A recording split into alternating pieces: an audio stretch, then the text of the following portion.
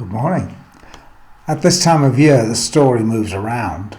We go from the visit of the Magi to the infant Jesus, onto his baptism as an adult at the start of his ministry.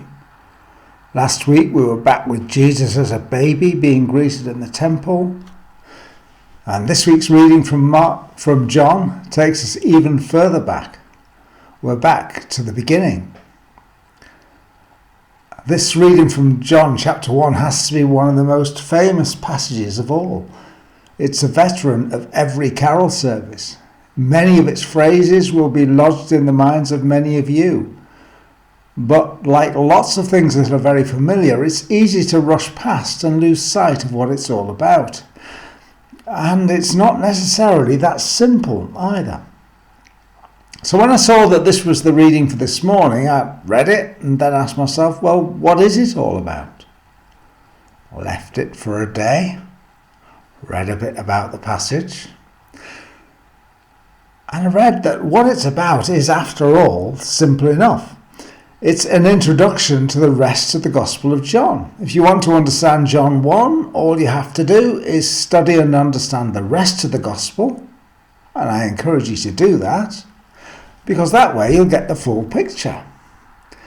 But that seemed to me to be a little lightweight for today's reflection. I thought you might not find that to be a wholly satisfactory point at which to leave it. The point of an introduction, after all, is to sketch out, to excite curiosity, and to invite investigation. So I wondered how I might help that. I left it another couple of days while I chewed it over. And during that, I looked back at what I said to you on the two other occasions that I've spoken on this passage. One occasion was on Christmas Eve a couple of years ago. In his Gospel, John doesn't say anything about stars or stables or shepherds, nothing about magi or family or childhood. What John says about Christmas and Epiphany is condensed into a single sentence in verse 14. But what a sentence. I love in particular how the Message version puts it, like this: the Word became flesh and blood and moved into the neighbourhood. It would be easy to miss such a one. It's not like it's a famous face. It's not as if we've had to travel to Hollywood or to Anfield or Goodison. Flesh and blood in the neighbourhood. It is easy to miss him. As we heard from Ian last week, Simeon and Anna, after years of patient waiting, recognised Jesus for who he was. But the temple was probably busy that day. Many others just saw a baby.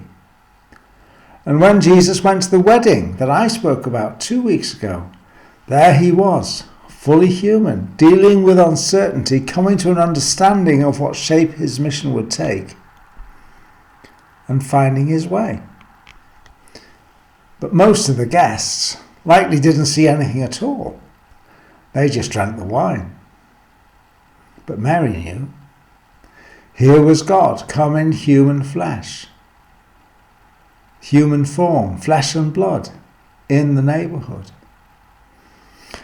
And so that's the story of John 1. Jesus, fully human, flesh and blood, in our neighbourhood, and Jesus the Word, the one who spoke everything into being, God in human form.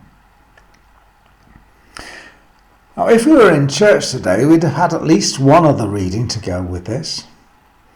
And on the other occasion when I spoke on this passage 3 years ago, the Old Testament reading comes from Proverbs, and it speaks of wisdom. And if you know me, when I'm in church, I like to walk around and to ask you questions. Mostly there are only a few souls brave enough to offer me an answer, although I promise you there's never a wrong answer, even if some of them do surprise me. 3 years ago, uniquely, I think, everyone who responded answered the questions in the way I expected them to. Who would like to be wise, I asked. Every hand was raised. Who thinks they are wise? Not a flicker. So if I was going to ask you those questions again, I think I'd expect the same response. We all would like to be wise. We're just not sure how to get there. And that is the other thing that I still want to say about John chapter 1. It's wise to find out who this Jesus was, who this Jesus is. The claims made here are astonishing if they're true. Jesus is the Word. Life, the whole creation, came through him. Nothing was made without him. He's the light. He gives power for you and I to come into a relationship with God. And he's made himself known.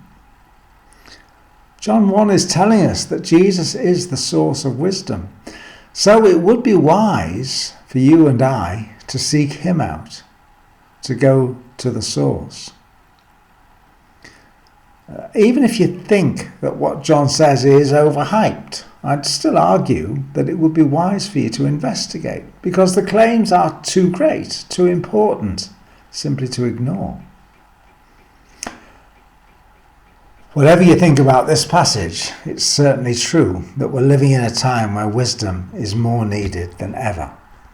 Just now, wisdom is vital for the politicians, for those delivering healthcare, for anyone trying to run a business, for anyone trying to find work or to stay in work, for anyone trying to support their children through learning at home, for anyone living alone. Just now, wisdom is vital for anyone. Just now, wisdom is vital for everyone.